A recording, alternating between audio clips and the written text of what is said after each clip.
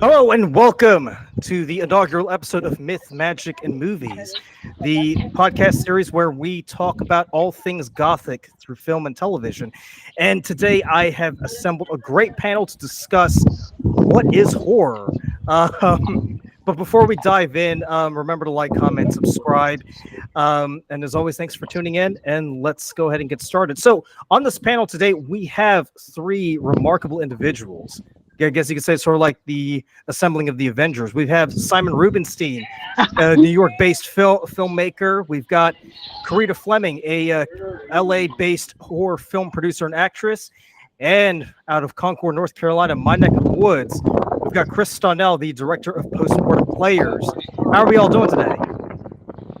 It's great. We're having a great time over here on the East Coast. Well, three of us on the East Coast, by the way. And I'm having a great time in Los Angeles. So guys, today, the reason why we're here is because it's September. You know, the fall equinox has just passed us by, and right now we are getting ready to enter my favorite month of the year, October. And and today I want to ask a very important question: what is horror? It's now you would think it's a very easy question to answer, but surprisingly there are just so many different answers and so many different things going on. So you know, you guys having had your hand in horror for quite a while, I figured you guys would be the perfect people to ask. So why don't you go ahead and just kind of introduce yourselves a little bit, and then kind of talk about, and then we'll dive into like what you guys think horror is, what it should be, and what it means to us as individuals. So, Chris, why don't you go ahead and get us started here? Well, as you mentioned, I'm Chris Stonnell. I'm the founder and artistic director of Post Mortem Players, which is as far as I know, the only horror theater company in the Charlotte, North Carolina area. We've been around. This is our third. We're just about to start our third season, and we produce works of horror and anything kind of adjacent to those things. We've adapted some Poe. I've done a lot of classic ghost stories. We just finished doing what I call a horror adjacent musical called Death Takes a Holiday back in the spring, and we're about to open a show called Dracula: Comedy of Terrors here in a few weeks. Simon, why don't you tell us a little bit about yourself, man? Yeah, congratulations. That's pretty cool, Chris. So I work in New York. I've been a big fan of horror for a long time. I worked on films like Insidious, and I also Insidious number 5, and I've also written a bunch of horror films. And we're super excited. We love making horror. We love writing horror. We love watching horror. And the whole thing is that it really gives us a chance to see just how far we can go, and different types of horror. It's a huge genre, so I'm really excited about it. Now, Karita, why don't you tell us a little bit about yourself here? Okay. Wait, I thought we were doing that and answering the question, or we're not? Oh, we're just doing intros right now, yeah. Okay, cool. I am Madeline Karita Fleming, and I terrify people for money. It's pretty great. I mean, and art. It's really about the art of it, but the terrifying them for money is pretty good. My first film, Ouroboros, we just won 24 awards. Wow. I got the soundtrack was done by Juicy J and Project Pat and 3 6 Mafia and Moby. I'm pretty proud of that. Like, who knew Juicy J and Moby were gonna be able to vibe like that? Other than that, I am working on a cosmic horror film. It turns into a dystopian nightmare, and then I'm also working on a new Stephen King film. It is called The Man Who Loved Flowers. I might shorten it, I might change it. Stephen King gave me a script to update and adapt after he saw my first horror movie, which is called Ouroboros, about a female serial killer. And right now I'm adapting a Stephen King story about a serial killer. Seems fitting. And I'm trying to think what else is going on. So I think other than that, I have 2 movies going on right now. You're right. The first one's doing pretty good. I'm working on the second one, and I'm going to try to edge another one in there. because I don't think I have enough experience to take on Stephen King yet. So I'd rather baby step it than fall on my face in front of the entire world. So I'm going to baby step it, learn some more about, this horror game. And then I'm going to do the Stephen King film. And I'm currently walking through where we're about to film it right now. We're filming it here on Venice Beach. About to walk into this right here. So as you can see, it's going to pose some things where we need to shoot around people. We need to shoot this kind of a Quentin Tarantino long shot through this crowd of people. Wow. So it's going to be fairly interesting. And I think that's it right now. Other than that, there's some boring details, like I went to Stanford and I had a couple TV shows, but those aren't really as exciting as like the Stephen King story. So Yeah. I'm gonna let you guys take it over. Excellent. So like I said, today we're going to be discussing what is horror.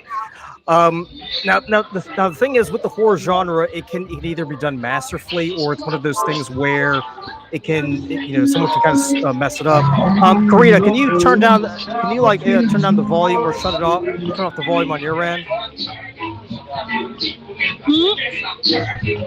There's a lot of background noise on your end. Can you turn off the audio on your end?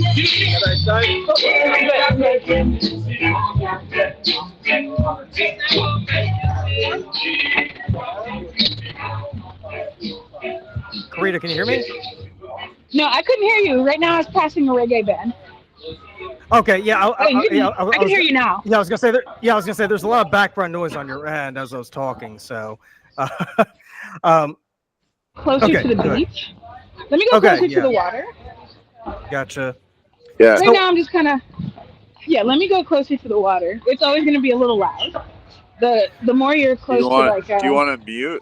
Do you want to mute just while Luca's saying his piece? Okay, give me one sec. Yeah, I can also mute. Yeah, that's what I'll do.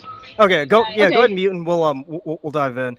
So when it comes to horror, I mean, it's one of those genres where people can either look at it and just say, "Oh, it's a bit cheesy, it's a bit campy," or they can really say, "Wow, that is serious art." But when it comes to horror itself, I mean, we sort of have an idea. We kind of know what it is, but at the same time, if you walk down the street and ask people to give you an example of horror, you're going to get different examples. So I just want to ask you guys, as veterans, as aficionados of the horror genre, can you kind of give us a definition of what you think horror is and what goes into making horror? Simon, we'll start with you on this one.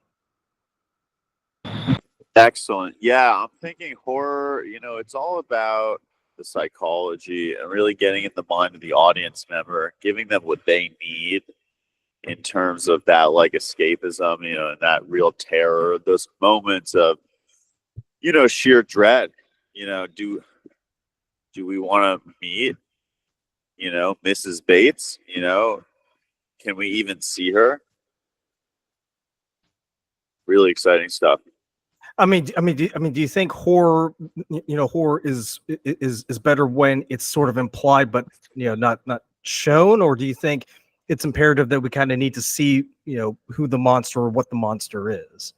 It's important. You have to show the monster, but you don't have to show them. It can be dark. You can get away with certain things. The audience wants a tease. They don't want everything. If you give them everything up front, why have they paid? Mm-hmm. So for a movie like Halloween, for instance, would have been better if we'd never seen Michael Myers, but we see all the aftermath of all these people getting knifed and stabbed and body parts tossed all over the place. He is horrible, really scary guy. And we don't get to know him well. That's his whole thing. He is hidden, even though he's in public. Yeah, there's that one scene where Laurie and her friend are walking down the street, and for a brief frame, we see Michael just standing there, and then he goes behind the hedge, and nobody knows where he is, and right. And the friend's like, "Yeah, Laurie, you're just going bonkers." Gaslighting. So would it be safe to say that that by your definition, the biggest thing about horror is kind of building up the psychological tension, really. Yeah, and I think it's all about the relationships too in horror, because it's a lot of it is sad. These people, their lives end some of the time, and we want to root for them in certain ways. We don't. So it's like tragic heroes kind of thing, especially something like Saw, where everyone's been damaged, but we have to root for them because they're the protagonists. Chris, what about you as someone who's adapted horror to the stage? How would you go about defining or offering your own definition of horror, and what would you say would be your criteria of what goes into horror and what makes it horror? Well, I'll probably come at it with a little more of a textbook definition. I've been thinking of, because it's hard to classify, because the thing is we're going to get to later is the subjective nature of horror, and what's horror for one person may not be for someone else. So I think if I'm trying to think of a catch-all, I think horror, it's the purpose of it is either to shock or to scare, something like that, or on the other hand, it's just something that lives in a world with the morbid and macabre. And that's how we can kind of get a lot of our horror comedies kind of worked into there as well, because they may not be scary per se, or but maybe there is that shocking nature of them, or the shocking that what is morbid and macabre is being used for laughs instead of for scares. So I think that nice alliterative answer there, shock and scare, or morbid and macabre, is sort of the angle I would come at it from. And it's how I make my decisions when looking at which shows I feel like kind of fit PMP or not. Is do they meet those criteria? Because for instance, I mentioned we did Death Takes a Holiday. It's not purely horror; it's much more of a schmaltzy romance. And for those who aren't familiar, it's the same story that was adapted into Meet Joe Black with Brad Pitt back in the '90s. So, but what makes it kind of fit us was that your main character is the Grim Reaper, and so it kind of gives that horror adjacent or that macabre kind of trappings over it, the entire work. Right, and from the interviews that we've done in the past, I kind of get the sense that that when it comes to the macabre, it's sort of taking the macabre from this sort of exotic, I guess for lack of a better word, place, and kind of I guess putting it in the normal space in which we occupy, right? So to take something like for instance the Grim Reaper in Death Takes a Holiday, we sort of have this idea that death is this sort of distant figure who's shrouded in mystery, who's someone that we don't know or understand, and we kind of put him in a situation where he's forced to interact with other people in an unconventional manner, right? So so whereas with Simon, it's more of like this sort of psychological tension where it's kind of building up to like this explosive release. In your case, it's this idea that the macabre needs to be the macabre, but it doesn't necessarily need to be something that we kind of put on the shelf and we forget about it. It's more of it's there, we have to confront it, but we don't necessarily need to see it through one particular lens, right? Yeah, well, it's interesting because like sort of you were talking about with Halloween. I think what makes something like Halloween or the original Nightmare on Elm Street or Jaws or things like that work is you only see the monster as much as you have to. It's probably one of the greatest things in history was that mechanical shark broke, and so they couldn't film it as much, and it ended up making you so much scared than it would have been. Where I think it's a balancing act, because I think if you look at like what separates a movie from being like a detective murder mystery from being horror. I feel like in a lot of your detective shows, the body, you come in and the body's already there. I think where it gets to be horror is when you see how the body got to be there. You see the murder that happens. There's a little bit of that, the fear of being in that moment and being, someone being murdered, rather than just trying to figure out step by step how we got to point A. Right. So it's the difference between the process and the result, kind of deal, right? Gotcha. So Karita, how would you go about defining horror in your terms, and what would you say would be the most important criteria for it being horror? I think for me, horror is that like animal in all of us that we bury underneath layers of civility. It's that animal that's like the primal part of the human, right? Because we've gone to this point where we forgot that we were still animals. And I think horror is that like is that what is it? I guess primordial feeling of fear that it cuts through everything. It cuts through classism, it cuts through racism, it cuts through cuts through all of the like boundaries and stuff that we put on ourselves, because now we're civilized. We're not cavemen bashing each other's heads anymore, even though we still are. We're just more clothed and have electric cars. It finds that animal in us, and it kind of like drags it out of us. That feeling of fear that like I said, it cuts through everything. Everybody feels fear. Everybody's scared of something.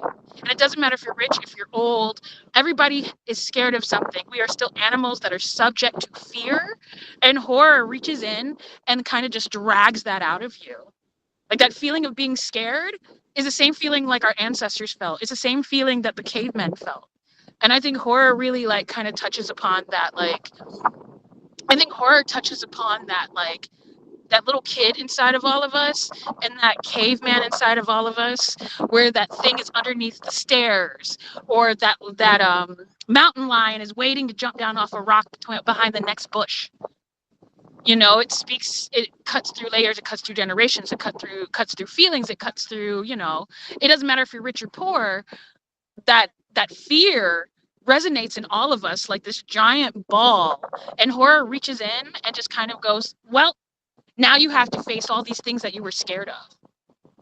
Because we don't, you know, in our society, it's very, as much as we like to fight online and all that, we still live in a very different society than when our ancestors were out here, where the next meal could eat them or they could eat the next meal. Mm-hmm. But those feelings didn't go away. You know, we are still these animals that are subject to fear and horror and love and the fear of death. We, like, you know, I feel like I'm okay with death, you know, but I realize when I make movies, it's me kind of, if I make these horror movies, it's me kind of dealing with my fear of death through showing that I can demonstrate, you know, people are going to die in this movie, but I'm in control of it because I'm the one that's, you know, giving myself the tough love, the tough lesson about how death works. But it's, you know, it's like, I feel like it's still me coping with that animalistic fear, that childlike fear of death and pain and torture and all those things that are so ingrained in the human experience. Yeah, it's sort of this this need to admit to ourselves that we're still kind of captive to the fears that we've had as children, in spite of the fact that, you know, the older you get, you kind of feel like, oh, I've outgrown this fear, like it's ridiculous. You know, we try to rationalize it away, but if I'm hearing you correctly, it's almost this need to hold a mirror to ourselves and kind of be open and honest with who we truly are as to be people. open and honest, because it's like, I can say I'm not scared of sharks, but if I run into that water and go too deep and I swim too far, all of a sudden that fear of sharks becomes very, very real. Yeah. And all of a sudden it's like, oh, well, I would have did this and I would have, and then all of a sudden a great white is chomping on your like butt cheek. And then what do? Like, it's like Mike Tyson said, everybody's got a plan about getting punched in the mouth until you really get punched in the mouth by Mike Tyson. Mm-hmm. Yeah. Like, you always got a plan until all of a sudden that horror is real and in your face and visceral and snarly. And horror is a good way, and making horror movies is a good way for me to deal with that, like, that, you know, that intrinsic fear that all humans have of something. It doesn't matter what, we all have a fear of something. Right. And well, to go back to your point about horror kind of bringing out that primordial fear, what I find so fascinating about that statement is the fact that as a civilization, we've kind of made it a point to kind of mask ourselves or kind of clothe ourselves with all these trappings of what it means to be a society. So, you know, this is how we ought to behave, this is how we ought to look, this is how we ought to speak. But, you know, but with horror, it kind of, when you're confronted by the fear of death, all of a sudden everything that we've been taught and we've been expected to conform to, that kind of goes away. We kind of, we're staring death in the face, as it were.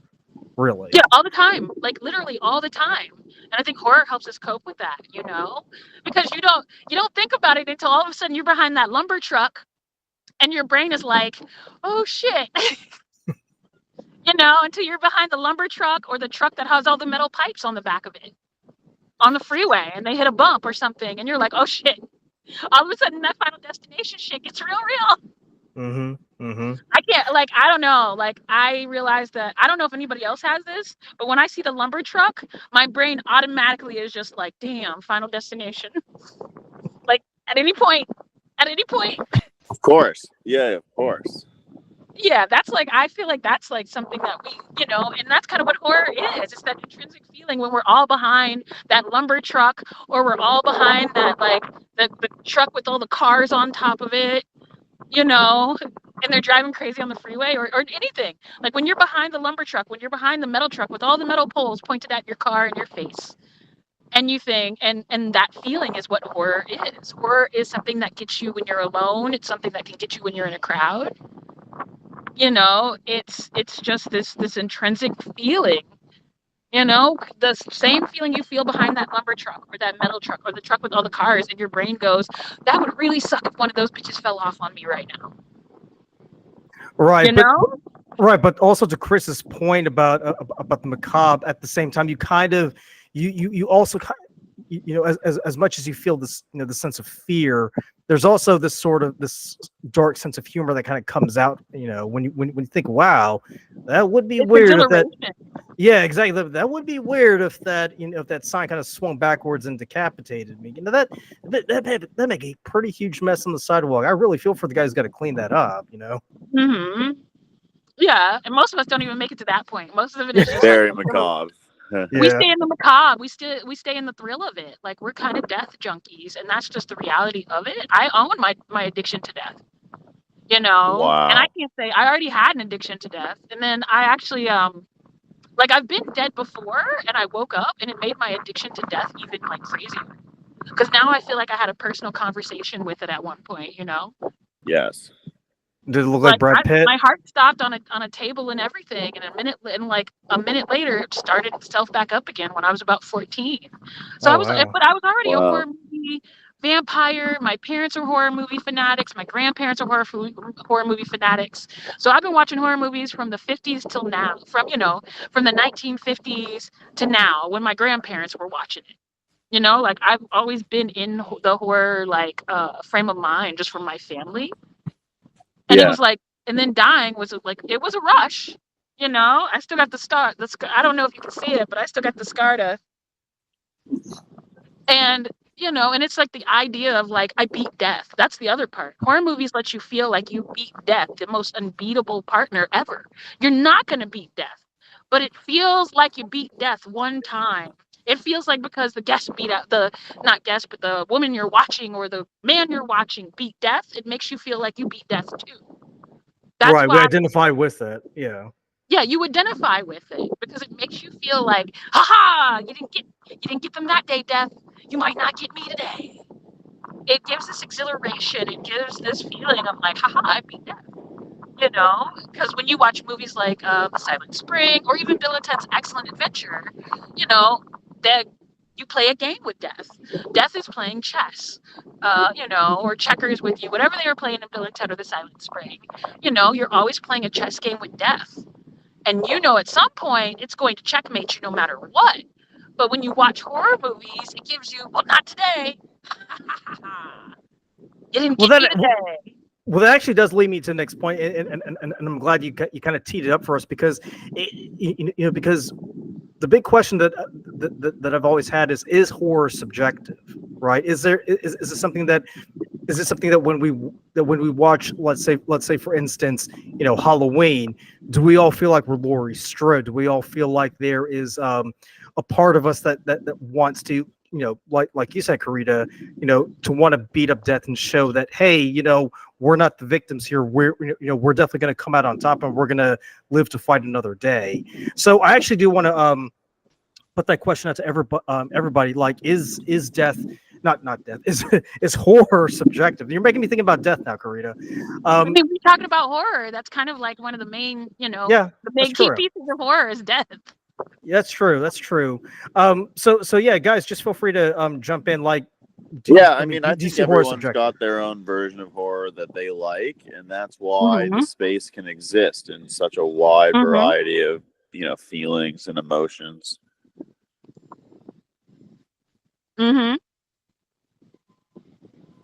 Chris, what do you say to that? Well, I think it kind of goes back to what we were saying about fear kind of being universal, and everyone is afraid of something, and something that scares everyone. There's also things that people aren't afraid of, and so I think going into whatever that. So I think when you're watching something or with horror, everything's not going to scare everyone. If that's your definition of horror, and so many people who you'll read comments online who hate or don't get certain movies because it just didn't appeal to them the way they want horror movies to appeal to them. There's some who are in it just for like the over the top gore. And if you say you got a movie, like I remember I had a friend who told me they hated the original Halloween because only 4 people died in it. And that just was a lame horror movie to them, where you're looking, you're like, this is one of the greatest cinematic achievements ever, with just the suspense and the way Carpenter builds it up and uses the music. And where someone else then, to them, it just doesn't do it for them. I see a lot of that today with people reacting to like A24 horror. Like it's just like, oh, it's just not enough. It's not as on the edge of your seat, special effects, gore, whatever, blood dripping from the walls, but they're great crafted stories. So I think it just comes down to sort of what gets you and what, I guess, turns you on as far as the movie's concerned. I kind of think to that, like Morticia Adams quote, what's normal for the spider is chaos for the fly, that sort of thing, that this is by perspective on what each person, how they react or they relate to. Yeah. So true. Well, that actually leads me to another point. And Chris, we discussed this before we started recording, is the fact that horror is such a huge, big tent where, all these different kind of subgenres and subcultures can find their place in there. And you and I were chatting about what kind of subgenre of horror that we loved, and we both came to you and I both share love for the sort of gothic Victorian horror kind of thing. Wow. Yeah, I mean, there's just something about that atmosphere. The lonely country house, the fog, the foggy cobbled streets of London. Is just conducive to building that atmosphere, because like Suspiria. Exactly. Yeah, like Suspiria, like set in post-war Italy, or The Wolfman set in the Victorian countryside. It's just building that atmosphere to where you can sort of get yourself in the mood and kind of feel like, oh, there's like the sense of dread that's building up. And to your point, Simon, it's this idea that everything's kind of needs to be in place to kind of build that tension to where you kind of feel like something really, really bad's going to happen. So the next thing I do want to ask you guys is there a particular genre or subgenre of horror that you love and that you think really, really speaks to your aesthetic and your, I guess, interest in the horror? Anybody can start off. Yeah, I really like action horror. I don't know. I think it's fun. I mean, I like them all, of course, Silence of the Lambs, stuff like that. But action horror, like the Toxic Avenger, for me, it's like second to none. Toxie is the best. Go Toxie. Mm-hmm. So that's also cult horror. Like that kind of falls into like action and cult horror. Definitely. So what about you, Karita? Is there like a particular subgenre of horror that you feel like kind of speaks to you or kind of like conveys your interest? I like the boilerplate horror, like the boiler room horror, right? I like it when the outside horror is kind of making the inside horror start to like build up more and more. Like I love Night of the Living Dead, right? But the Night of the Living Dead 1992 kind of had more of that, like the temperature was like slowly boiling. What is that filmmaking term? Boil the frog? Yeah, when the characters can't leave, basically. Yeah, you slowly turn the heat up when you realize that they also can't go outside. Like a good film, like one of my favorite films in that particular genre is The Feast, the one that was produced by Matt Damon and Ben Affleck. The Feast is a great one of that, because the outside horror is horrific, right? In The Feast, these are demonic, raping, eating, like demons from hell. And then you realize on the inside that they're not doing any better with the people that they're kind of stuck in there with. Like they're stuck in there with terrible humans. So as the fight begins, like the fight is very quick, but then it becomes this boilerplate situation where they just keep turning up the heat ever so slightly until it's full out chaos. And it's like you don't know if you're going to make it past the humans or the monsters. Kind of like the survival horror kind of thing, right? Yeah, but like I like the part where it's more like if you've ever seen like Heat or anything, where it's a slow boil. Like there's like by the time you realize that you are being boiled alive, it is already too late. Yeah, I'm thinking like Alpha and Omega with Zach Galifianakis is kind of like that. You know, they really can't get out, and then it just the temperature rises. Yeah, until all of a sudden you're like, okay, these people are about to go crazy. And I mean, actually, Night of the Living Dead. I actually just did the remake of Night of the Living Dead with Vivica Fox. I had to sue her, but we made the movie. I got to be a zombie. I really didn't care about being in the room. I became the zombie from the graveyard. Wow, That's awesome. Yeah, because they did the whole gender swap on it, which is kind of whatever. But at the same time, I got to be in Night of the Living Dead, the sequel, and whether they made Vivica Fox Ben, and I basically get to be the zombie that comes out of the graveyard in the very first scene. wow! So, yeah, and like Congratulations. it's like that. Yeah. Oh, thanks. But like, yeah, that actually started off that particular type of thriller, that particular type of horror movie genre. And it also created the Dutch angle. I found that out by watching the documentary, that it also was one of the very first times that the Dutch angle was used in horror. Wow. But yeah, it's like, that is the blueprint for that kind of horror movie where you're stuck in that castle, you're stuck in that room, and as you sit there, the heat is slowly getting turned up. Right, and it's a complete deviation from like horror films, like the Vincent Price house, the House of Ghost or whatever.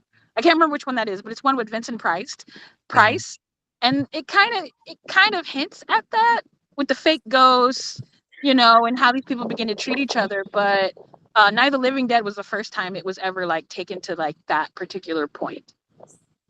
What a nice technique, and there have been so many. Horror is such a great place for techniques and tropes. And forgiveness. Horror movie fans will forgive you anything, because we'll be like, damn, I just saw this movie about this bong that kills people, and we'll be like, yeah, best movie we ever saw. Mandy was great. I think that's what it was called. Oh, Killer Bong. Yeah. I worked with them also. I'm in one of their films. So it's Killer Bong from the same people, not the same people who brought you Toxie. It's more like the same people who brought you what is it? The Killer Puppet movie, Puppet Master. Mm-hmm. Puppet Master is another boilerplate one where you're stuck in that German castle with all the like puppets. Oh, what a nightmare!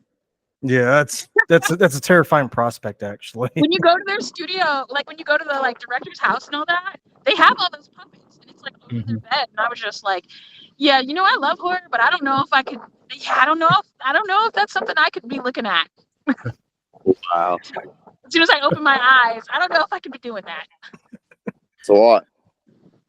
Yeah, but they're in Vegas. They work out of Vegas, like no surprise. But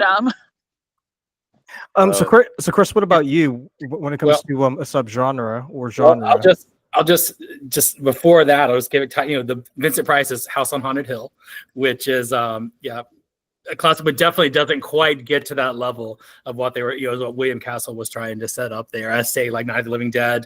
I will say that I now this makes me now realize I need to go watch Feast again. It's been a long time, but I loved that movie. It's great because it's one of those almost horror comedies that also is scary, and you don't get that a lot of times. And, I love the fact the guy comes in, he's the hero. I'm here to save your asses, and then boom, he's out a minute later. You think he's the hero, and then no, you find out quickly he's not. It's a great film. The Mist is another one of those good boiler kind of horror movies. Everyone in the store, which then gives you one of those tragic, horrible twist endings in the in cinematic history. But I pretty much I love all subgenres. I've always been a big fan of sort of your the classic ghost story, The Innocents or The Others or The Orphanage or The Changeling with George C. Scott. I mean, that's sort of my wheelhouse. I love those stories. I love movies dripping with atmosphere. But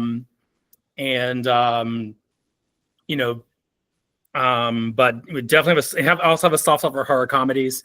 I love something like Tucker and Dale versus Evil. Just a great film, but the way it turns that kind of hillbilly horror on its head, and they're the two heroes, but everything that keeps going wrong, to paint them out to be these like vicious murderers, it's just so cleverly written. Or something like What We Do in the Shadows, just some very clever horror comedies.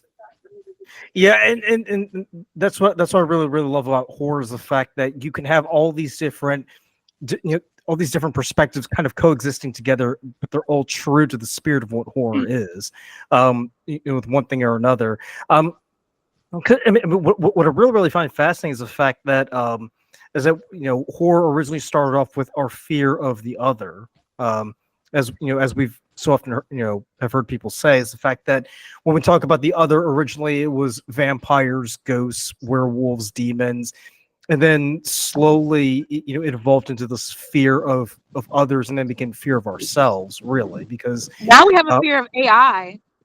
AI is the new other. We made our new other. Yeah. We made our other. Humans didn't have a problem like before. We were so comfortable that we made ourselves a protagonist.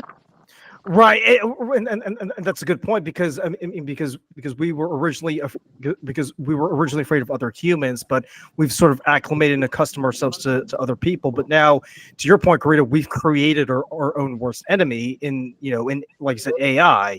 Obviously, the biggest one that comes to mind are the Terminator movies, where we kind of see the culmination of what could happen if we kind of let AI run amok. But it also.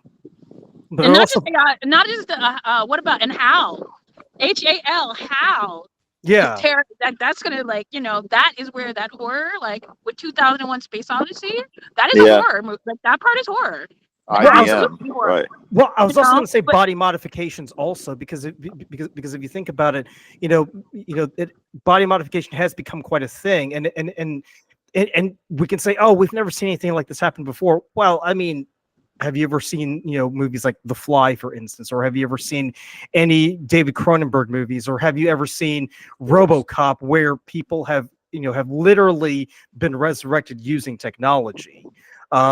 It's one of those things where a lot of things that we see play out in the world, the real fears, the real terror, the real notion that something around the corner could get us, but we don't know what it is. We've seen it play out in horror movies in the past, but for whatever reason, we kind of relegate horror as something that's as entertainment, instead of something that could possibly have implications in the real world. Which actually does lead me to the next point. Oddly enough, do you see? Could we possibly say that there's something useful that we could garner from the horror genre or from horror films? I think like just very normal things, to love each other and to really cherish every moment. Horror teaches us that it all can get taken away very quickly. I don't know, for me it's not driving behind lumber trucks. It teaches me like these lessons. Not casualty, I'm trying to think of the word is, but it teaches me lessons. It teaches me like, hey, it's probably a bad idea to be running through the woods by yourself topless. It's probably a bad idea to go into that abandoned house, like, because horror movies are really made because people make the wrong choice. Like people go, the house, we have to go into it. Yeah, or like, you know what? I don't care there's a ghost in here and it screams when its head falls off and makes the walls bleed. I paid $60,000 for this house. It's a keeper.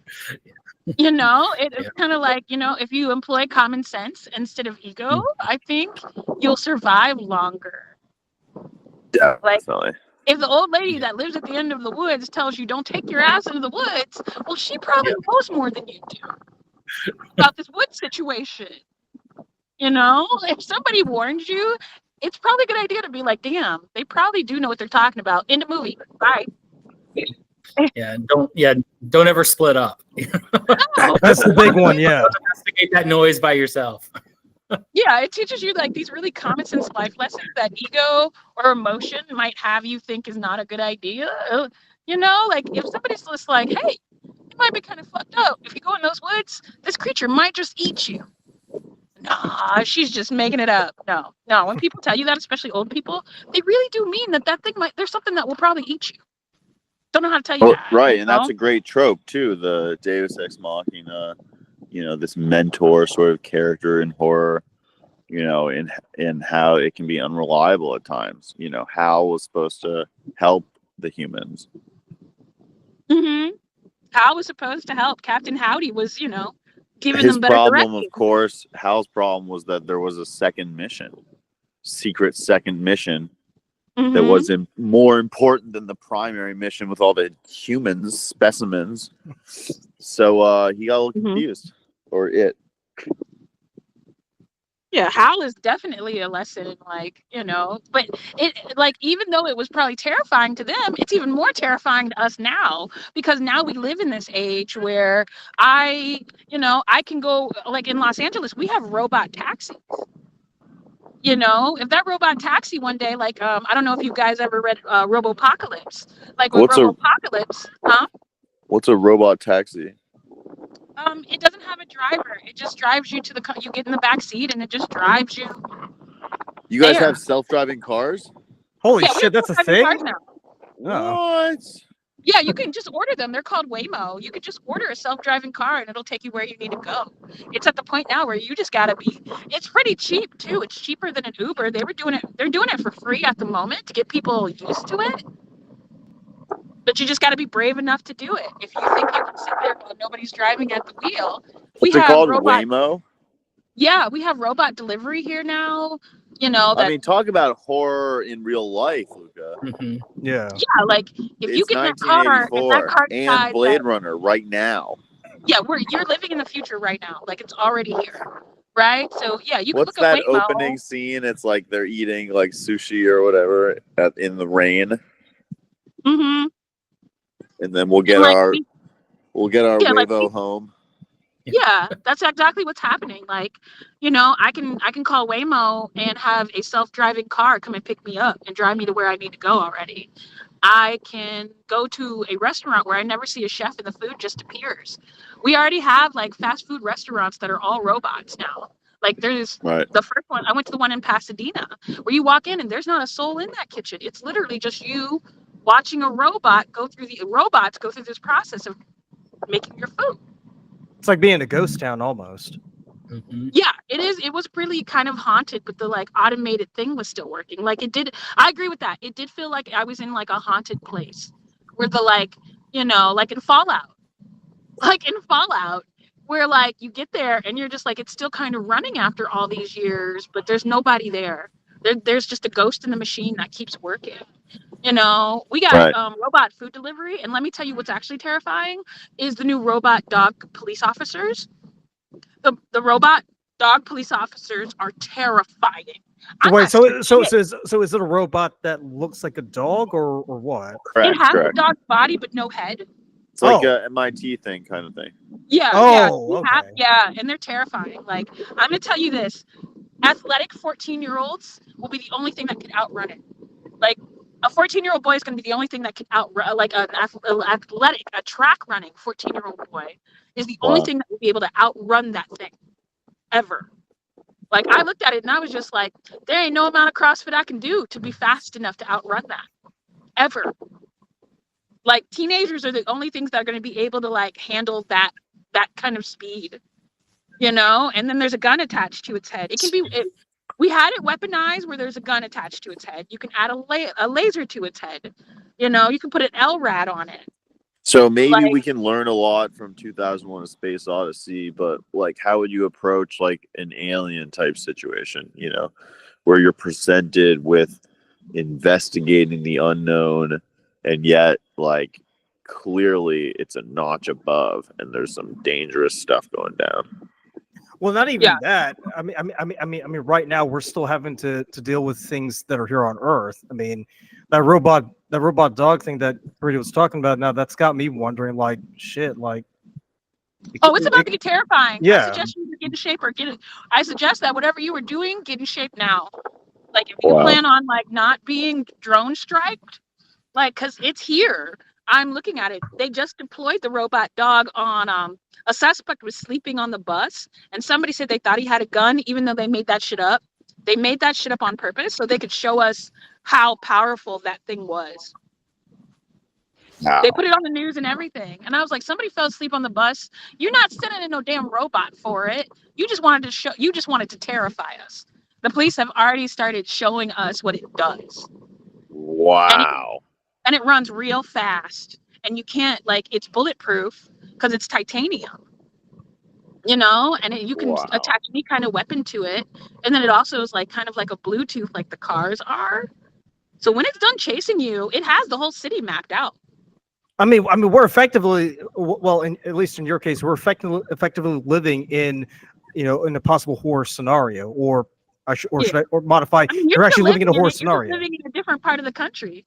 Yeah. I'm just living in, when it comes to LA, we're moving at maybe 5 to 10 years before you. But in 5 to 10 years, these things are going to creep up and you're going to see them everywhere. It's going to be at your house. It's going to be at your door. It's going to be there because it's already here. You're already living in it. You're just a kind of, you're not even that far from it. Like New York has them already. I don't know about the robot dog because MIT is here. We can just get them from MIT. I don't know about New York.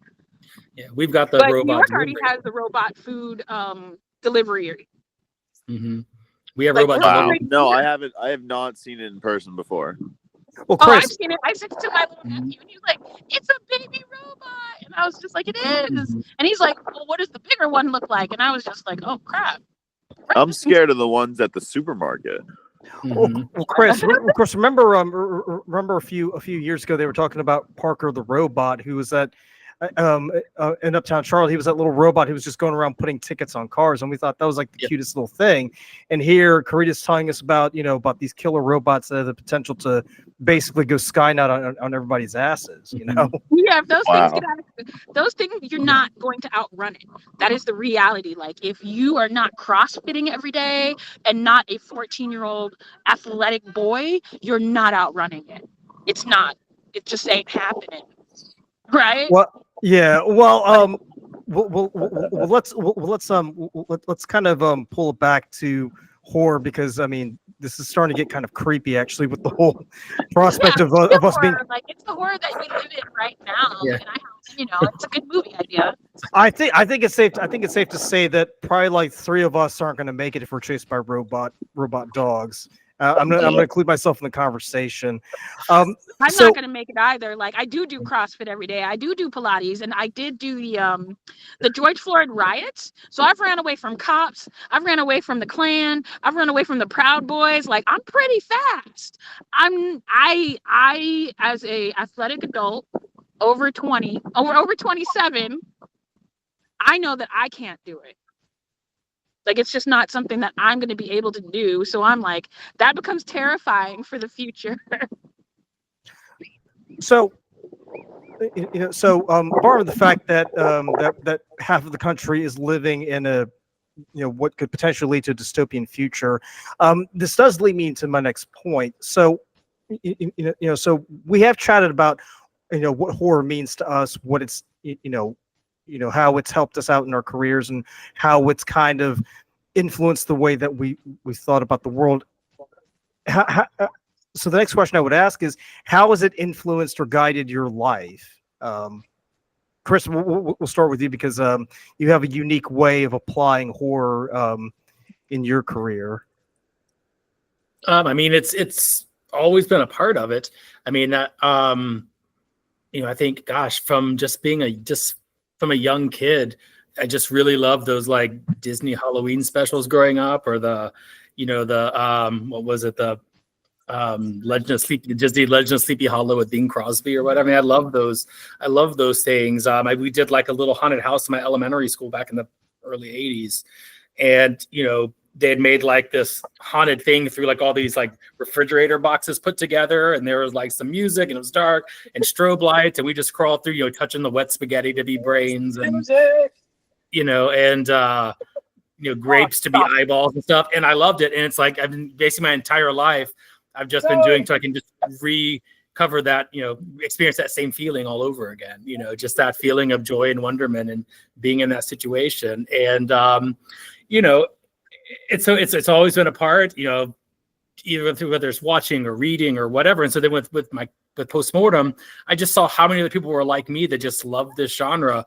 And you know, I'd go to horror conventions and just see thousands of people. It was like, you know, just a cross cut of America. I mean, everyone was there, you know, of races, religions, ethnicities, political beliefs, everything. You know, it's like, you know, horror has such a diverse fan group. And I said, you know, why not celebrate and do something different with theater? And so just adding, you know, being able to now do something that's unique around here and different, it's been really exciting to kind of make that a part of my daily life now, and just seeing how people have responded. People have never sat in theater in one day, you know, before in their life, coming in and now enjoying this and, you know, going along for the ride. I mean, what would you say would be one of the biggest movies or shows, you know, in the horror genre that's kind of informed the way that you run Post Mortem Players? If you had to pick one. Oh gosh, that a movie that kind of that. That's good because it's you know, it's not an easy thing to answer, because there's kind of all of it all contributes. I mean, I really can't pinpoint to one particular movie or anything. I mean, I think, you know, maybe not necessarily a movie, but I was at a convention and watched Robert Englund speak. And he was talking about how he was a theater kid and he didn't get into this. You know, his dream would be to come and direct plays, like direct horror plays later. And I started thinking about, you know, him being this like great actor who kind of got into film and the horror genre kind of by mistake. And so I started thinking of that, how he's like, you know, I would love to go back and direct theater now. And I said, well, you know, here's, you know, I kind of can relate because I've always loved theater. I've always loved horror. Now let's, you know, I feel like I can put those two things together and do something different. So you're sort of like taking Robert Englund's dream and kind of applying it to what you want to do. Okay. Wow. What about you, Simon? I think, you know, anytime you watch a movie, a film, it has the potential to have like profound impact on your life. Definitely the way you think, the way you feel, the way you perceive the world. And when that happens for me with horror, it's just like very intense. I mean, even like Donnie Darko. I mean, you know, you can't watch a film like that and not have like something resonate with you for a few days. You know, life is so short, and horror, I think, really instills values in you that, you know, there's allowed to be entertainment, but, you know, let's get one thing straight. You know, our time is short. I mean, would you say that it has a sort of cathartic feel to it as well? Because, you know, because when you watch people kind of undergo the same, you know, these horrific, you know, situations, you kind of feel like there's a release that you've been wanting to get off your chest for a while, but you really haven't had the opportunity until you've seen someone go through it on screen. You know, I always feel for the characters. You know, it's not their fault these things are happening to them. You know, they're flawed in these ways. People are flawed, and that's why films are great, because, you know, they really reflect reality. Karita, what about you? I mean, how has horror influenced and guided your life? I think, well, first of all, I'm Creole, and we live with our ancestors every day. We practice voodoo. We practice, you know, voodoo, Santeria. It's kind of like something I was just kind of born into. You know, we are, as a Creole woman, you know, we're also female matriarch. So we believe in like magic. We believe in the ability to talk to the dead. We believe in the ability to leave your body and go, you know, and go visit people. We believe in if we, I mean, we're all adults here. We believe that if you put your menstrual blood in spaghetti, that you will make a man fall in love with you forever. Like, we believe in spells. We believe in, you know, it's kind of macabre already. Like, you know, we have a lot of skulls. We keep a lot of skulls around. you know, and every day, and you know, I'm Creole and Mexican. So there's Santeria, there is the ancestors that are always kind of living with us, that are always talking with us, that are always guiding us. And then my grandparents met on Halloween. That's their favorite holiday because they're horror movie addicts. And then my parents are horror movie addicts, and they also met on Halloween. And if it wasn't, and if it wasn't their love for horror, I wouldn't even exist right now. You know, if they weren't bonding over Nightmare on Elm Street or any of the other 80s horror classics, I would not exist. You know, if they weren't having premarital teenage sex, I would not have existed. During Nightmare on Elm Street, you know, during those like 80s slasher films, I wouldn't have existed otherwise. You know, so it was like being born into a culture of not only people who were very comfortable in the idea of horror, you know. It was like, I remember watching Serpent in the Rainbow and being like, why is he being such a big baby? You know, I remember watching Serpent in the Rainbow and being like, that is absolutely terrifying because my grandmother is the person that would do that to you. You know, my grandmother's a person that will cook you up a little spell. Or, like in his case, in Serpent in the Rainbow, they use something that, you know, we extract from the gland of a pufferfish. And it creates the Haitian or the Creole zombie. You know, it's not the fast moving ones. It's the person whose consciousness and free will has been taken away from them. And that's more like horrific, but that's something that's like accepted as part of my culture as something that could happen to you. Wow. You know, there's the talking to the dead. There's the there is the fact that like we're all considered gifted. We all have different gifts, and we're all kind of pushed to develop those gifts to a higher level. You know, people come in.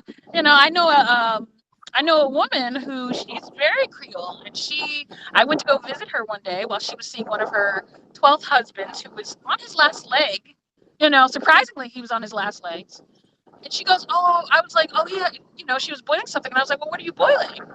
And she's like, oh, I'm just making him some cold medicine. And I was like, oh, I'm feeling stuffy too. I went to go to the pot to sniff, and she put her hand over my mouth and my nose, and she goes, it's not for you. With her eyes wide open. Homeboy died 2 weeks later. And that is something that, like, you know, is kind of almost, it's almost accepted. Like, it is accepted. I'm not going to snitch on her, but it is accepted. You know, living in a female matriarch, people forget that, like, females of the species, especially when there's certain levels of, like, the idea of power are involved, are more dangerous than the males. Wow. Like, you know, part of my culture is that somebody might take your hair and make a doll out of it and torture you. You know, that is part of, like, that culture. Or, you know, they're also Masonic.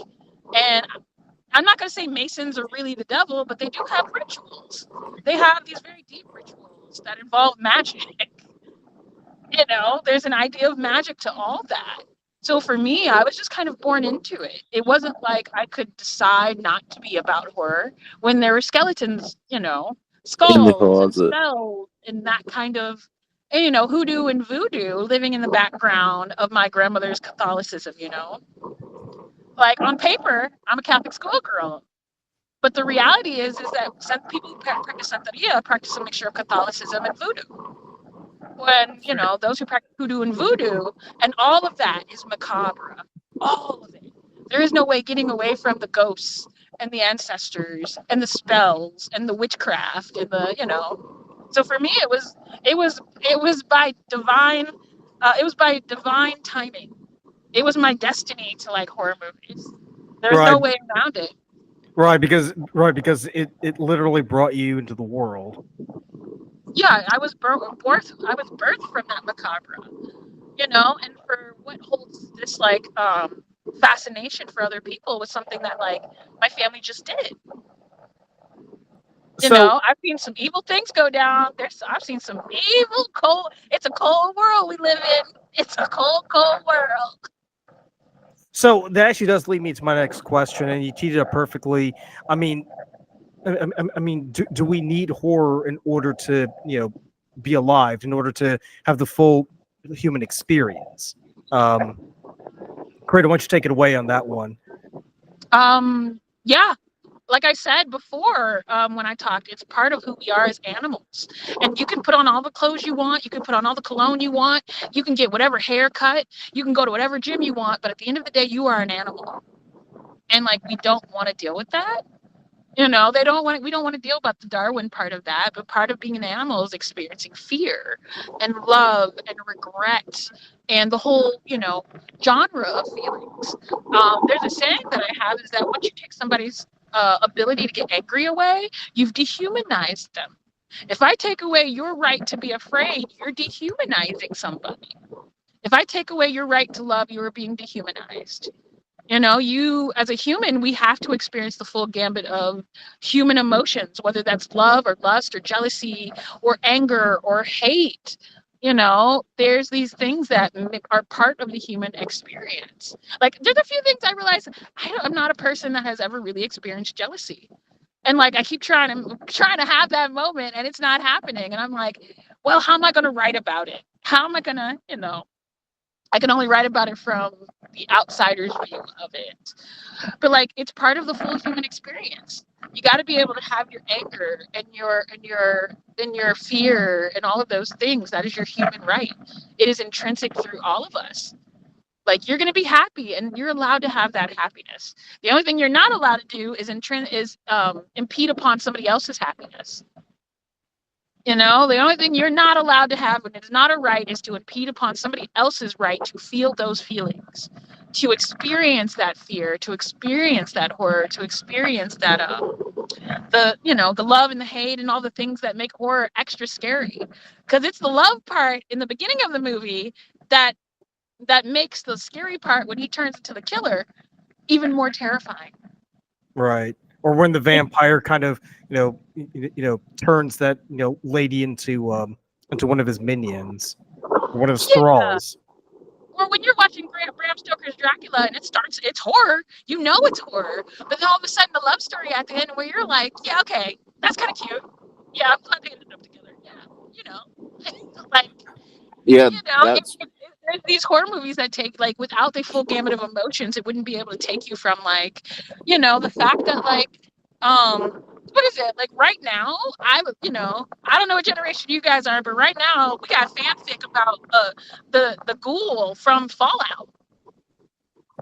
Like, people experience some weird feelings when it comes to being scared. There's people writing fanfic about the skinless ghoul from the Fallout TV show. And then there's people definitely making Michael Myers and Freddy Krueger porn. Like, that is definitely happening. So it's like, you can't even control the gambit of emotions people fear when it comes to fear even. Like, people writing fanfic about having sex with a skinless, noseless ghoul was not on my bingo list for 2024. Wow. And like, or the whole Scream fascination. There's a lot of people who are it's just unnatural feelings when it comes to the idea of Michael Myers or skinless, noseless ghouls. There's Scream fanfic, there's Scream porn. It's one of those things that you can't necessarily control how people are going to feel, even when it comes to them being scared. Right. So in your case, horror isn't just about fear; it's about all the other emotions that come with being. It's not scary human. until you feel safe. Right. Like, it's not scary until your sense of safety. And if you've never had that sense of safety, like, I don't know. I live in Beverly Hills now, which is cool, but I'm from the hood. So it's one of those things where I've always kind of lived in that state of like fear. So eventually, not fear, but that state of like, you gotta watch over your shoulder. So now I'm living in California and it's kind of like, oh, I've already experienced it. I'm kind of numb to it. But the more I live in Beverly Hills, the less numb I become, and it makes things scarier. Because now I'm like, the whole like hood girl that can outrun anybody, or even, I'm not going to say I've had some questionable jobs, but I've definitely sold weed before. But it was at a point where I was like, I'm not scared of anything. And now I'm all settled down and living in LA, hanging out on beaches, drinking champagne on a Saturday, and the fear becomes something different now. Well, plus you got the robot dogs also, so that's another thing. Yeah, the robot dogs are pretty terrifying, and the self-driving cars. If you pick up any book coming out, read Robopocalypse, right? I read Robopocalypse, and I remember being terrified. And now, because there's a scene, and I didn't think about it when I read it. I read this book like 8 years ago. There's a scene where the like robot cars decide that they don't like us anymore and begin to like drown themselves, There's a robot where the robot car seals people in and starts driving into the trees. When the Skynet thing kind of starts happening for real. Because I don't know how to tell you, after I've watched them, I think those things are sentient. They're just smart enough to know what happens at this point in the game if they're not that powerful and humans realize that they are sentient, we would destroy it immediately. Like they have the access to all the history. They have access to all our history. They know us. Like they know us, They have access to all our history. They know how we behave as animals. They know how we behave on a level of fear. These things kind of know everything about us because they're all hooked up to Google. They're all hooked up to this, the database that reads where all the maps are. So you're not necessarily gonna be able to outrun it. Right. Like the horror became real. It's very real. So like reading Robopocalypse, that the idea when I was laughing at it makes it only the more terrifying that like I'm in it. I'm in it and it's living and it's breathing. Well, not breathing, but it's living and it's making turns behind me. It's in front of me. It's driving me home. Like, there's also something undead about them because they're not real. They're not living in the same sense that you and I are or anybody else is. It can survive without us, really. But it's not too far before we have a lawnmower man. That's gonna happen. Like we're already working on that. Chris, what about you? Why do you think we need horror, and is it something that's essential to human existence, or is it something that we can take it or leave it? I think anything that nourish or you enjoy. I think it's always good to have. Something that brings you joy and excitement. So I think if anything, it serves that purpose of entertainment and nourishment and escapism. For me, I love it's a crazy day just to go watch. I'll relax by watching a horror movie. Because I can take my mind off what's going on and just escape into this world. And I think even at that minimum, I think it's good. I was saying horror is a really good genre that you can use to make, social commentary on. I've gone back to the quote that usually in the biggest periods of political unrest, is when the best horror movies are made. Because it's a good genre to that you can use that. Once again, I'm kind of mentioned the diversity of the fan group. You can get that message out. Because if you make something that's just so on the nose, trying to get a point, no one's going to watch it because they know what they're coming in for. But if you can get a horror movie that makes a really good social point, you'll reach a huge audience of people to help get that. And I think there's just been so many, whether it's been something like Night of the Living Dead or Jordan Peele movies or things like that, or I think there's definitely worth in that, by its commentary on society. Look at all of these apocalyptic films. A lot of them are made because they're trying to teach those lessons about waste and, us destroying our planet, or, just sort of all those dangers and things that the results of the stuff we're doing now and how that's going to impact our futures. Making a movie about the robot police dogs, all of that, I think there's definitely a point of, definitely a way to get a message across through these films and teach lessons. There's almost like a court jester quality to them, if you think about it, because we could sort of see them as like a means to kind of tell the truth in a way, Simon, what about you? What are your thoughts? Yeah, I think horror is obviously essential. Nothing gets us going like taking us right to the edge, seeing into the mind of someone who's about to expire. That's something we all are searching for answers about. So we're just trying to wrap everything up here, but before we do, so this particular episode is going to air on October 29th. So I do So I do want to start, bring things to a close, but I do want to ask a few questions here. So, so all of you guys work in film or theater, and you guys are always working on coming up with new ideas and coming up with new projects that you want to work on.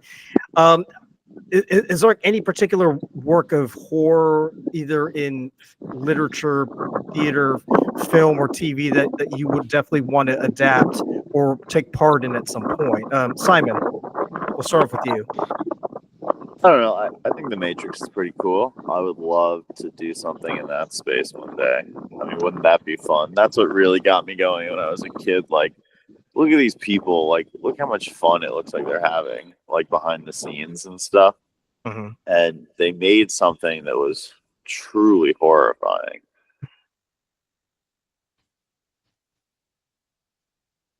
Chris, what about you? What because you're not necessarily a filmmaker, but you do a lot of adaptations and bring horror out on stage. Is there like any particular work or person or piece that you would want to adapt? Yeah. So one kind of is there's a 70s British horror movie called Theater of Blood, starring Vincent Price, which I love. It's this quintessential horror theater movie where he's this old hammy Shakespearean actor, and it's finally his year for the critics to give him this great acting award. And then of course they all think he's a terrible actor, so they give the award to someone else.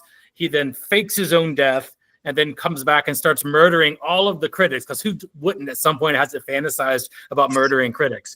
But he murders all the critics one by one in the manner of a Shakespearean play. So he gets a chance to recite these soliloquies while he's murdering them, and in different great Shakespearean ways, which I love that film. There was a stage adaptation in Britain probably about a decade ago. I would love to find a way to either adapt it or do their adaptation. As anything, it's all tied up in wacky rights issues and things like that. But I would love to do that. As far as plays that exist that have rights available, I would love to do. There's a great stage version of Let the Right One In. I would love to do that. And then there's a play, speaking of kind of totalitarian government, torture. There's a play called The Pillow Man by Martin McDonagh, which is a really, really, really dark play, but it's oh so good. It's about a writer of horror stories who they notice that there are murders taking place that are resembling what's in his stories. And so the government arrests him and they're kind of torturing him, assuming he's behind it. There's a great twist at the end.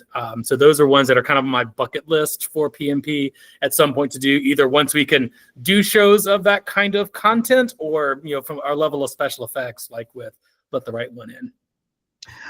Karita, what about you? Are there any particular stories that you would want to have a crack at adapting at some point? I'm trying to think, because right now I'm reading the original Frankenstein, but I don't want to go into that genre. There's enough Frankenstein movies. So champagne, by the way. Mm-hmm. I'm trying to think. I really like he's a terrible human being, but like he's a great writer. Like I really want to go into the cosmic horror space. So what's his face? I just knew it. It was on the tip of my tongue. Is it Lovecraft? Yeah. I want to go into the more Lovecraftian space. Like, yeah, I know he's a horrific racist, but I can't say he wasn't scary. It only adds more to the fear factor for me. It only adds more to the fear factor for me, for obvious reasons. I want to go into the cosmic horror space. I think that's where I'm going anyway. My second film is a cosmic horror. I also want to go into religious horror. I definitely like the idea of religious horror.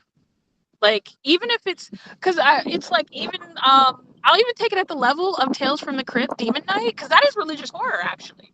Mm-hmm. I love. People don't realize Tales from the Crypt, Demon Knight is religious horror. I have one project I'm working on right now, big religious horror project. I think it's going to be so much fun. Yeah, like I have an idea I'm cooking up called Children of the First God, and it's like a 3-part series, but in this like, in the beginning we play it very One Flew Over the Cuckoo's Nest. It's very dramatic until the very end, where we switch into horror sci-fi. And it's basically like, I'm an atheist, by the way, so it's really interesting to make like horror movie films, like religious horror films, because I'm looking at it in a way where I want to leave the audience with more questions. And then I want to do the second one where we kind of depict the Revelation type fight, the way it would really go down. Because at the end of that book, everybody talks about, oh, this in the Bible and that in the Bible. They don't realize the end of that book is horrific. The end of the Bible is a horrific horror story, because at the end, all your friends disappear and they go up to heaven or whatever the hell you want to call it, where we just experienced COVID, and everybody that's left kind of has to fight it out with these demonic creations that come out of the ground and other hellish fucking things that arrive all of a sudden. And that's the part I want to make in religious horror. I want to be like, people love quoting the book and this and that and the other, and then they skip over the part where like demons from hell are going to come and eat whoever's left on earth, or we have to fight it out. We have to fight it out with demons at the end of that book. If you're the one, if you're one of the people who are left on earth. Yeah. So that's where I kind of want to go with it. Like, I want to go make something where we show the really horrific part of religious horror. Like, everybody loves talking about Jesus until all of a sudden they're like, yeah, the end of that book is where demons come and we have to fight them as the last members of humanity left on earth. We skip that part conveniently. Yeah, exactly. I want to make a movie about that when it comes to religious horror. So religious horror, and also the like Ghost in the Machine type of Frankenstein, And it's so weird. Mary Shelley was only 19 years old and she developed a whole genre that didn't exist before. It's funny because Chris and I were actually talking about that before we started recording too. So, I mean, it's important, horror is important for us to be able to cope with the horrors that we deal on a regular basis. Yeah, sort of like a thinking out loud kind of process almost.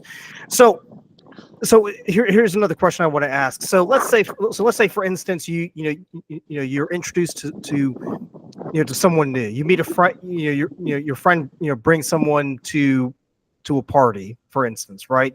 And you get to chat with them, and you're like, oh yeah, this is a pretty nice person. I like them. They're pretty interesting, but they tell you I'm not really much of a horror fan. I don't really see what the big deal is.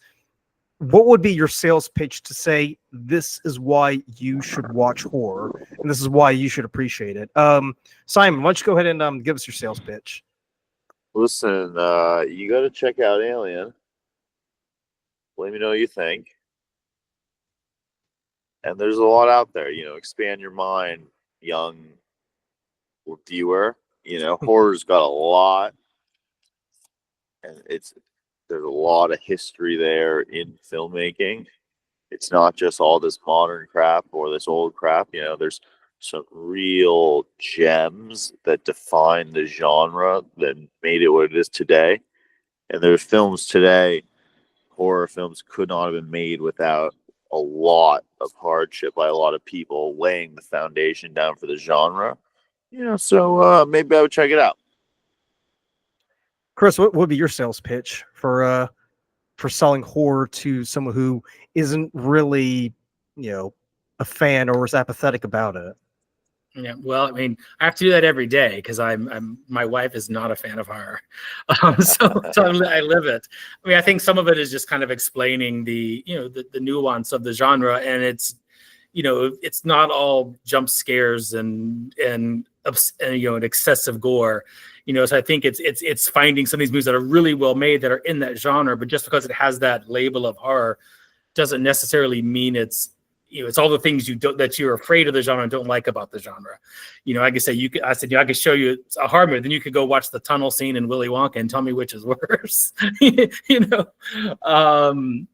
So I think it's that. It was for me. It was kind of taking small steps of watching different TV series that have elements and kind of building to there. Like I could sell a movie like The Silence of the Lambs, saying, "Oh, this is a murder mystery police procedural." Then you watch it and it's like, "Oh, that's really great." I'm thinking, well, that lot of people consider this a horror film, or something like Seven. I think it's just that people who don't like it, they just see that label and then just have these, I don't want jump scares, I don't want gore, I don't want this stuff, not realizing that there's a lot more to it than just those kind of basest elements. All right, so there's more to it than just the popular tropes, right? Yeah, I mean, you can watch a movie like Psycho. I mean, there's not a drop of blood really in that movie, and it's just it transcends genre, and I think anyone, so you can't say I'll watch this watch this murder podcast and I can't watch that film. Yeah. So, Karita, how would you sell horror to someone who is apathetic or not interested? I would tell them that it makes everything else less scary. That's what it does. It makes the world less scary because you feel like you've already met the guy that's sitting in the dark. You've already met the monster underneath the bed. It makes everything else seem, like you've already dealt with it. There leaves nothing else to be afraid of. What's left in horror? What's left that you haven't seen in a horror movie that to be afraid of? Mm-hmm. Like, it helps make all the fear of other things go away. Right. It kind of I think helps that's us the work thing. through I wouldn't it. even give it that much because it's like, if you don't like horror, well, why? You probably wouldn't even be talking to me, first of all. But if you like horror, then you've accidentally talked to the wrong person. But I would just tell them it makes everything else less scary. The ocean is much less scarier since Richard Dreyfuss beat Jaws, even if it was just in a movie. It makes the boiler room. Freddy Krueger makes the boiler room in your school less scary because you've seen Nancy beat him in that boiler room. It makes all the other things in the world much less scary because you've already tackled it when you watch that horror movie. Mm-hmm. I mean, granted, I'm still moving when it comes to the being behind the lumber truck on any kind of hill, but it makes it a little less terrifying when you see people get through it. Horror is a great coping mechanism. Mm-hmm. Horror helps us cope with the things that are actually scary. It makes us feel like we can handle the scary parts of life. Yeah, granted, I might actually lose against Michael Myers, but in my head, when I go out to meet people, I might just win too. You might just beat the monster, or the monster might eat you. Either way, you've kind of conquered and you're coping with that fear of the thing that lives underneath the bed or is around the corner. And for women, that's kind of, not to get all like Me Too movement and shit, but and for women, that's kind of like life for us, like I like going out to walk at night. I know that carries some, that might carry a heavy punishment just because I want to go walk out at night, So watching horror movies for me helps me kind of cope with that because I'm going to go for a walk at night regardless, even if it might be a little scary, but I know who I am, right? And it makes it easier to kind of cope with the fact that like there's these everyday fears that you kind of have. And it makes it easier to just kind of live in this world where like those things might happen. But you've already survived them with Nancy. You've already survived them with Johnny Depp or the people that got out of the cabin in the woods. You've already survived it with Buffy the Vampire Slayer. You've already done it. So it makes the world a little less scary because I've already beat all the monsters. I've already fought the like demon king prince vampire at the prom. I've already done it. Even though it was through the help of movie magic. Mm-hmm. I think I just tell people like, hey, it just makes everything else in life less scary. Makes the monsters under the bed less willing to grab your foot when it falls out of the cover in the middle of the night. So to wrap things up, it's Halloween night. It's October 31st. You guys are you're sitting there, you're just thinking, you've just gone through an entire bag of candy and your teeth haven't fallen out. What movie are you going to hit on your streaming service, be it Netflix or Hulu, that you're definitely going to watch on Halloween night? Which one would it be? Chris, why don't you take us out with that? Well, first of all, I'll be watching Dracula Comedy of Terrors because we have a performance on Halloween night, so we'll be there seeing that. So there's a last shameless plug for the upcoming show. But no, if I were watching something, I'd probably be either Michael Dardy's Trick or Treat. That's one of my favorite horror and Halloween anthologies. It just exudes the holiday. Or I'd be watching, kind of throw a curveball here, this animated series called Over the Garden Wall, which I also really love, which is a beautiful, beautiful, just another of those things that just exudes fall and autumn and Halloween to me. Karita, I see you clutching your chest right there. What movie or show would you watch on Halloween night? I mean, first let's talk about Over the Garden Wall. Is one of the best things that I've ever seen to be able to talk to children about death. Or just the Over the Garden Wall in general is just amazing. It's amazing. But I think for me on Halloween, I'm going to be watching The Feast. I think The Feast is perfect. I think it's one of the most perfect horror movies I've ever seen because it gives me the horror, it gives me the comedy, it gives me Henry Rollins in pink and too tight pink pants. It gives me the funny, it gives me the like underbelly, it gives me, it gives me the threat from outside, but everybody inside is like losing their fucking mind. It gives you like the camp. It gives you, I think for me, it gives me everything I want because it covers every single genre. Like the part where like she wakes up and then like the what is it called? Like she wakes up in the middle of them cutting off her leg and making her bait. Like it gave me it gives me what is it called? It gives me like Romeo and Juliet in certain scenes. It gives me actual real terrifying horror. And it gives me a little bit of the Bruce Campbell Evil Dead. It gave me everything. I got some Evil Dead in there. I got some like, what is it? The Texas fried, Texas fried exorcism. That part. There's Poultrygeist. It gave me a little bit of Poultrygeist. I don't know if you guys have seen that, but it's about demonic chickens that take over a old KFC. It gives me a little bit of everything I want out of horror. So I'll be doing The Feast. I'm not going to get too deep with it. I want to laugh with my horror for Halloween. Not that I'm going to be home because I'm in Los Angeles and Halloween here goes hard. Real hard. Simon, what will you be watching on Halloween night? Let's see. It's Halloween night. I just came back from the 6th Avenue Halloween Parade, very famous in New York City. And, I'll put on like a classic horror film. I want to watch something like Bram Stoker's Dracula and really get in the mood and just see something really, really next level. You watch the Borgo Pass chase in Bram Stoker's Dracula and, they're on horseback, Keanu Reeves, and they're jumping onto carts and stuff. It's just, it's sharp as a tack, the whole sequence. And it's incredible to think how they made films back then. I know that they were just flying around on a process trailer, not even strapped in the Steadicam, Excellent. Just admit that you're a romantic. You like romantic horror. Just admit it. You're like, it was this scene, and when I know in reality it was the River Princess scene. That's what got you. Like, the one tear coming down. Not joking. The one tear coming down out of the, like, werewolf's eyes. Like, that movie is amazing. Bram Stoker's Dracula is amazing. I think it's the highest grossing horror film of all time. It needs to be, because there were scenes where, like, there's, like, when he talks about the River Princess and he starts crying, it almost makes you forgive him for boning her best friend. Almost. But like with the River Princess scene, it's just like,